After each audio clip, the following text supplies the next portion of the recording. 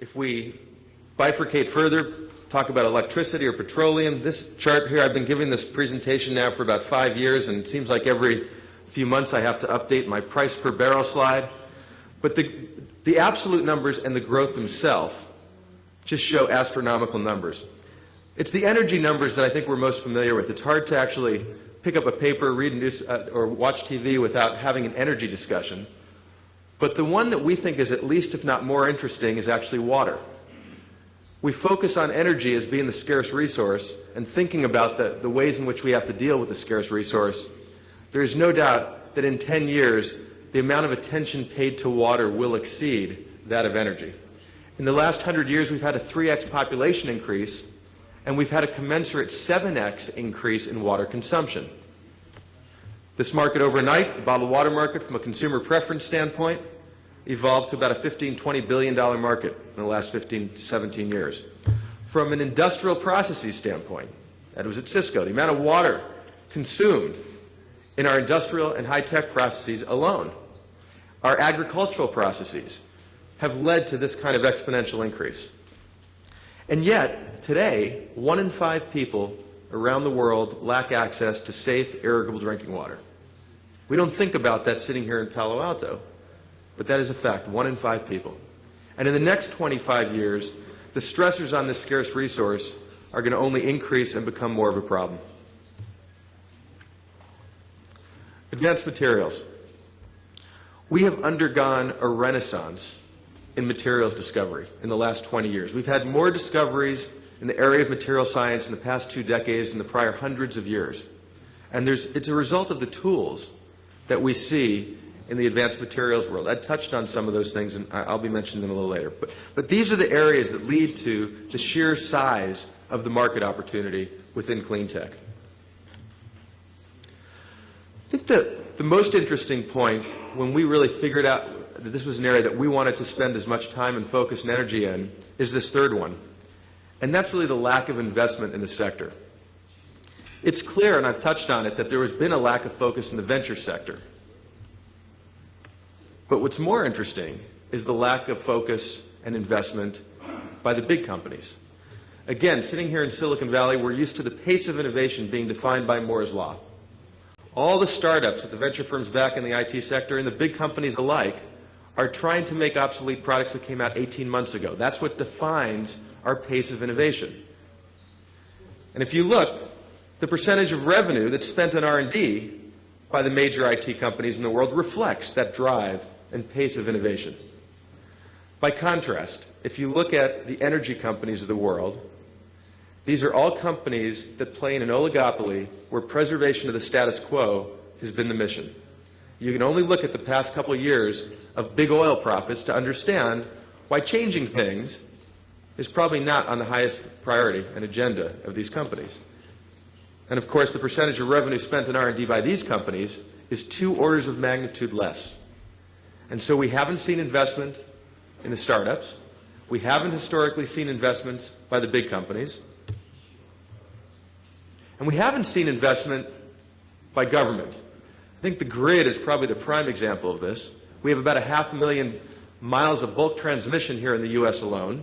It's an architecture that was based on in the 1800s, and it was, and I put technology in quotes, technology was formulated in the 1950s. And we've only begun to see the stressors on our grid here in the United States. We've recently seen blackouts and brownouts, but those stressors, if you look at any forecasting of the amount of stress we've put on our grid and will be putting in the next couple of decades, we've only begun to see the kind of power quality and reliability issues that are going to be major issues in this country. And we have startups now focusing on this and putting patches on the problem because from a government standpoint, the amount of investment it would take to upgrade our grid is something that no politician has been willing to actually spend. I was actually asked recently to be on a commission of some of the major energy legislators and thought leaders, and it was called Grid 2030.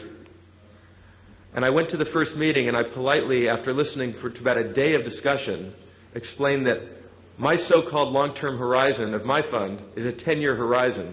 And Grid 2030, if we're talking about solving the problem, was really an attempt to actually push out the amount of capital required for upgrading the grid to someone else's tenure in office. So let's go from the macro to the micro.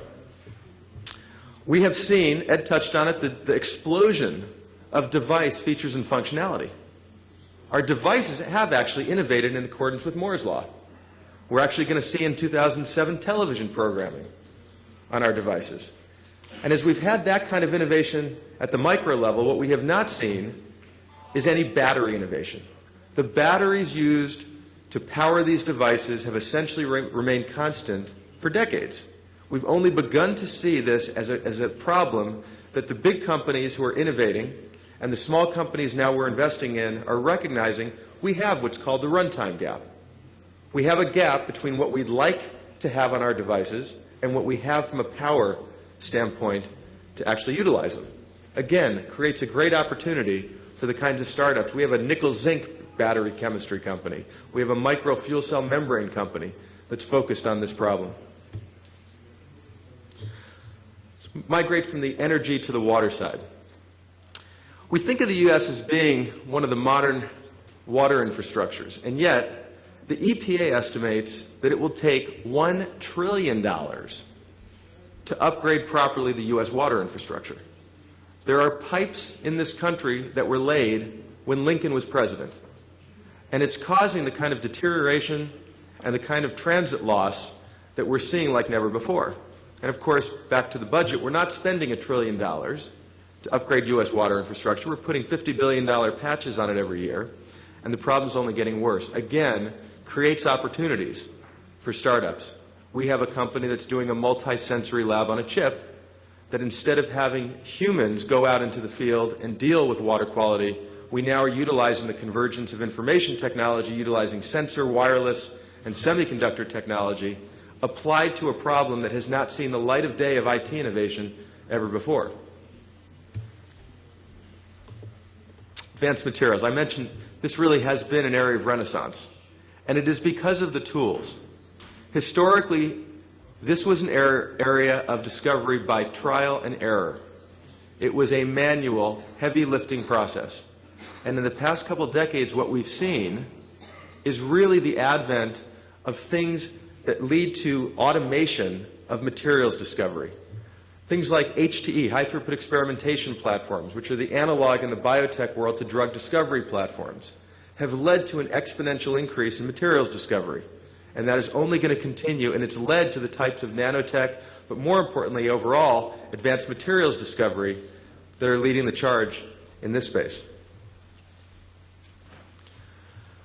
So it's an area that the VCs have long ignored, the corporates have ignored, the government has ignored, and yet they are some of the largest markets with some of the biggest problems out there, which from a convergence standpoint lead to great opportunities for entrepreneurs and for venture firms right now. With that excitement, there's challenges. Historically, this was a space that was called environmental investing, and it did not succeed. And so I often get asked, well, what is different today? What's different is, historically, if you looked at a deal log at any venture firm that was focused on this space, what you would have seen is a deal log full of science projects.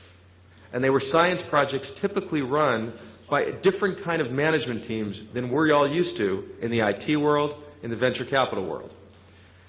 And instead what's happened is there's been an awakening, not just by the venture capitalists about this area, but much more importantly by the entrepreneurs, by the high-quality entrepreneurs who are recognizing this as a next stage and area of investment opportunity.